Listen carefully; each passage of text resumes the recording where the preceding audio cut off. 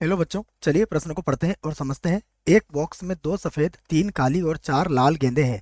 इस बॉक्स में से 3 गेंदें कितने प्रकार से निकाली जा सकती हैं यदि इनमें कम से कम एक काली गेंद अवश्य हो? तो ये हमें बताना है। प्रश्न को हल करने से पहले हम लिख लेते हैं प्रश्न के लिए मुख्य उदाहरण।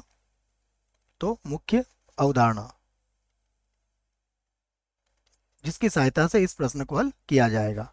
मुख्य अवधारणा में हमें पता है बच्चों कि एन वस्तुओं में से अगर आर वस्तुओं को लेकर संचय बनाए जाते हैं तो उसे एन सी आर से व्यक्त करते हैं।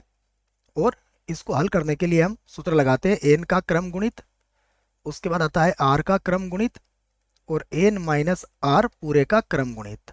ये क्या है बच्चों? एन वस्तुओं में से आर वस्तुओं को लेकर बनने वाले संचयों की संख्या है। यहाँ क्रम महत्वपूर्ण नहीं होता है।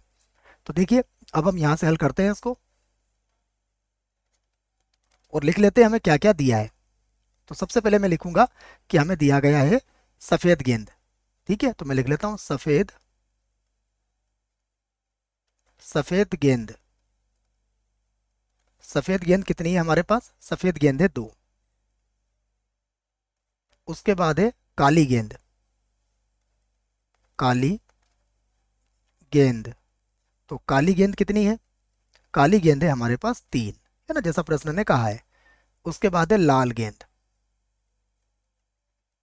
लाल गेंद, तो लाल गेंद कितनी है हमारे पास? ये है 4। ठीक है, तो कुल गेंदें कितनी हो गई? तो कुल कुल गेंदें कुल गेंदें हमारे पास हो गई 2 प्लस का 3 प्लस का 4, ये हो गई 9। अब हमसे क्या कहा गया है कि इनमें से हमें कितनी गेंदें निकालना है। ठीक है, तो निकाली गई गेंदें, निकाली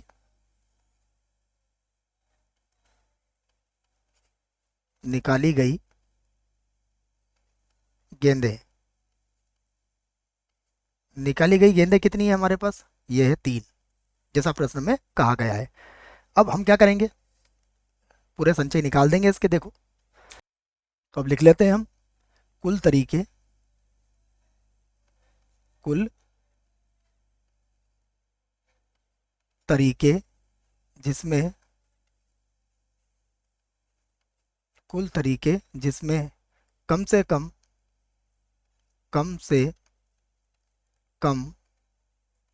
एक काली गेंद